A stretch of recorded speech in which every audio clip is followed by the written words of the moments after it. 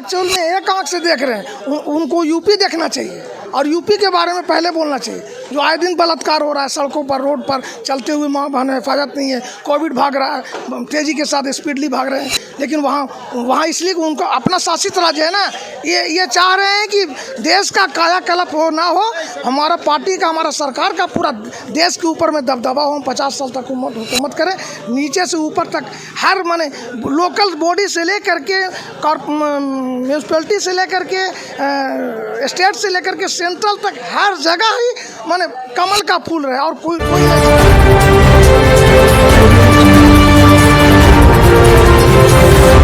नमस्कार, आदाब दोस्तों, आप सभी का द नेशनल बुलेटिन में स्वागत है। मैं इस वक्त हावड़ा के चिकियापाड़ा में हूँ और जैसा कि आप जानते हैं कि इलेक्शन यहाँ 4 चरण का चुनाव हो चुका है और 4 बाकी है, लेकिन कोविड का मामला इतना तेज़ी से फैलते जा रहा है कि लोग चाह रहे हैं कि एक ही चरण में चुनाव हो जाए। और इसी सिलसिले में आज एक मीटिंग हुई है जिसमें ममता बनर्जी ने एक सुझाव दिया, कहा है कि एक चरण में चुनाव करा ले, लेकिन बीजेपी और दूसरी पार्टियों को एतराज़ है, वो चाहते हैं कि ऐसी चले। ये मामला चूँकि सुप्रीम कोर्ट, हाई कोर्ट में है और हो सकता है आगे चल के सुप्रीम कोर्ट में चला जाए। और जैसा कि आप जानते हैं, कांग्रेस के एक प्रत्याशी रिजाउल करीम का आज कोविड के कारण मृत्यु हो गई है। इसी तमाम मुद्दों पर और कोच बिहार के, खासकर कोच बिहार के मुद्दे पर भी हम बात करेंगे। हमारे साथ यहाँ के एक सज्जन है, उनसे बात करेंगे। सर, आप अपना नाम बताइए। HM सरादा।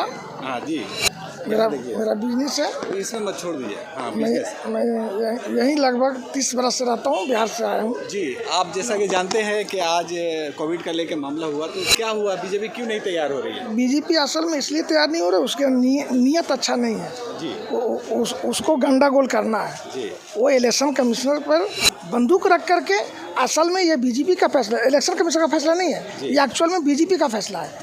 चूँकि बहुत सारी पार्टियां इसमें कहा कि ये कोविड का ऐसा महामारी है, ये बहुत प्रकोप तेज़ी से भाग रहा है, लिहाजा इसको शॉर्ट में किया जाए।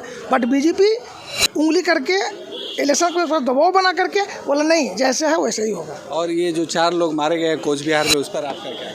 ये तो एक्चुअल में वो फोर्स जो तैनात किया गया CISF, उसको तो करना ही नहीं चाहिए था। ये तो बनता है CRPF का, लेकिन पता नहीं हमारे वज़ीर दाखिला को क्या है, नहीं है, क्या समझ में आया। जो हमारे एयरवेज को सिक्योरिटी प्रदान करते हैं, जो इंडस्ट्री को सिक्योरिटी प्रदान करते हैं, उस फौज को पब्लिक डोमिनेट में लाने की ज़रूरत क्या थी? बट वो लाए।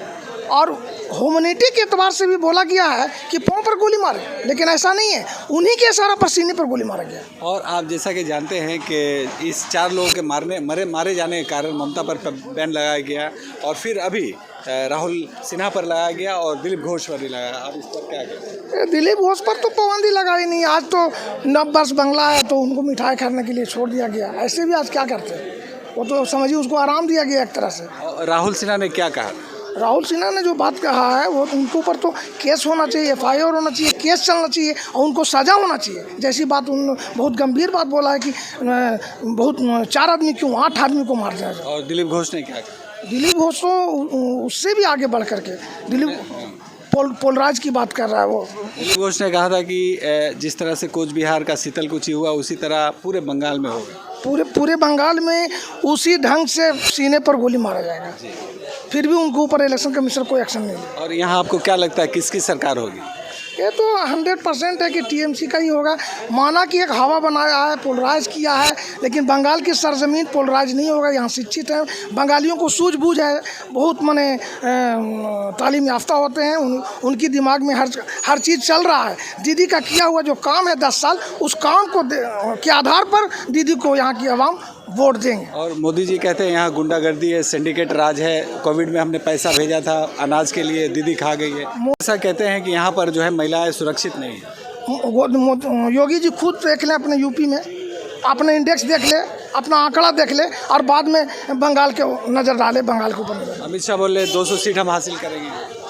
वो अमित शाह तो बोले थे कि हम 65 पार करेंगे। झारखंड में कितना आया? 26। बोले तो उत्तराखंड में हम आ रहे हैं 2/3 बहुमत, कितना आया?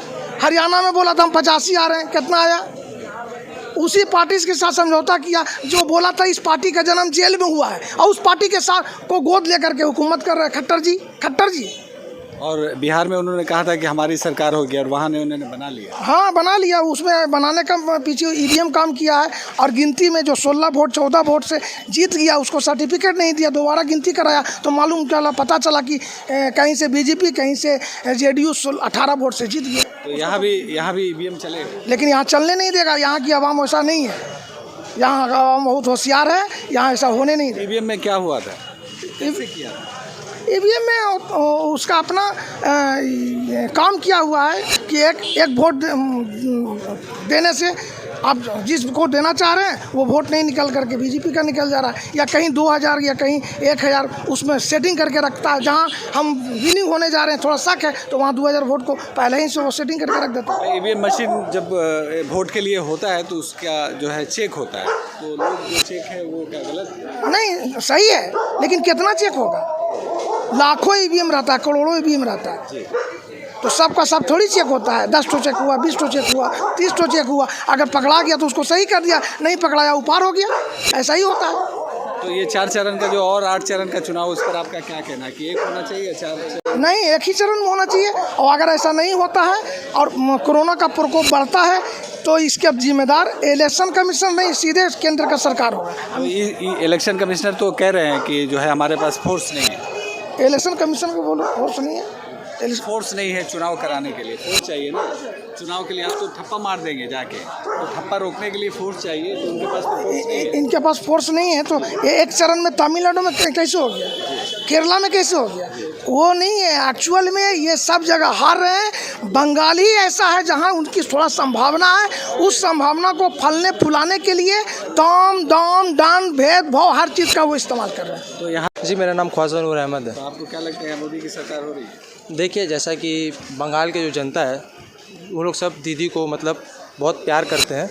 दीदी को तो 2 बार बन ही चुकी है वो सीएम, और इस बार हैट्रिक का पूरा चांस है। हम सब लोगों ने दुआ भी किया है कि वो जीतेंगे।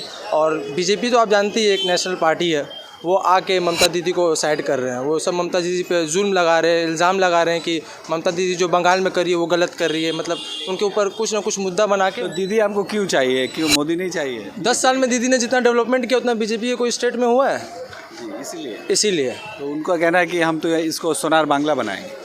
सोनार बांग्ला क्या बनाएंगे? वो तो कुछ बांग्ला बना नहीं पाए। जहाँ उनका स्टेट के जो लोग सीएम है, उनके पार्टी के जो सीएम है वो कुछ नहीं बना पाए, वो क्या सोनार बांग्ला बनाएंगे? तो आपको लगता है यहाँ पर दीदी की सरकार हो रही है? हम लोग तो सब दुआ करते ही हैं कि अब की बार उनका ही 200 पार हो जाए तो बढ़िया रहेगा। नाम क्या हुआ? जी, मेरा नाम ख्वाजा नूर अहमद हुआ। बहुत शुक्रिया। तो आपने देखा यहाँ पर हमारे साथ 2 लोग थे, उन्होंने कहा कि दीदी की सरकार है और दीदी की सरकार वो चाह रहे हैं, उन्हें बीजेपी पसंद नहीं है। बहुत शुक्रिया हमारे साथ नेशनल बुलेटिन के साथ जुड़े रहने और देखने के लिए। कितना मिनट हुआ?